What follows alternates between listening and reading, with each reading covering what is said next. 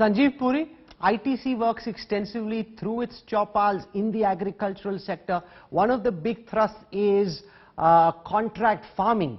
And that is something which has got the farmers very anxious. I was looking at a report one of our correspondents filed from Patiala and Naba, where it's been a very mixed bag. There are some farmers who benefited, but others have had bad experiences because they feel that corporates, with their huge bargaining power and their desire to put their profit motive first, can hammer down costs, and over a period of time their assured income may actually start coming down, which is what is unsettling farmers. How do you respond to these concerns? Sanjiv Puri.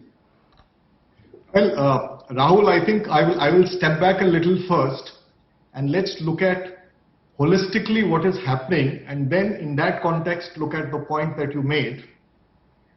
See, these reforms that have happened are part of a larger gamut of policy interventions that are being made to transform Indian agriculture and multiply farmer incomes. You know, as you're aware, that the old system, and as Uday said, that has not yielded some of the desired results, has not been able to solve for some of the endemic problems of raising farmer incomes, of dealing with productivity, of the dealing with huge wastages and the lack of market linkages. And we also have an increasing threat of sustainability because the natural resources are depleting. So we have certain challenges which needs to be solved. So something has to change. So what is happening now? You see, you look at the back end with the formation of FPOs, cluster-based business organizations, then Agri Infrastructure Fund. That's an opportunity to aggregate for farmers and to create scale, and therefore to be able to gain from economies of scale, to be able to negotiate better. And the other reforms that have come in, which are on the market side, are only additional instruments or additional channels of selling. So should you want to sell in a mandi, should you want to sell in an alternate buying point, which is made either by a cooperative or a retailer or a private player, or should you want to get into a contract farming arrangement? These are choices that are available for people to choose from. No, you're saying it's a choice, but Ajay Shriram, farmers, some of them at least, are not seeing it as a choice.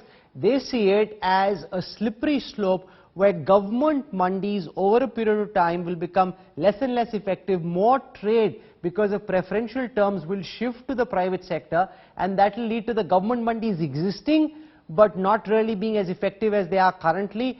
They believe that the focus should really be on making the government mandi system more effective. Do you think we've gone in for too radical a reform package, that maybe the reforms, if they'd been incremental, wouldn't have invited the kind of blowback that they have? No, I think if you ask me, Rahul, I think factually speaking, just to take a step back, this is not only a farmer agitation. This is a farmer agitation, it is an agri-trader and middleman agitation, and it is a state-linked agitation. Ultimately, what we are seeing in Punjab or Haryana is that when FCI buys rice and wheat, there are between 8 to 14% different taxes going to many people. That the fear is, over a period of time when private mandis come up, these things may go away. The good thing is the government has said in the statements made now that we will ensure that some of these will continue even in private mandis. So looking at it in a holistic point of view, I think farmers need support and farmers need options. I think this change the government is proposing, that instead of only selling in the government mandi, you have the option to sell elsewhere. You can continue selling here. The government is also assured that MSP will be maintained. So it is not really, to my mind, just a farmer-linked situation which is affected. I think the negotiations, the discussions have to take the entire chain of people who are impacted by the potential change on a 3-year, 5-year horizon, which will impact a large number of people.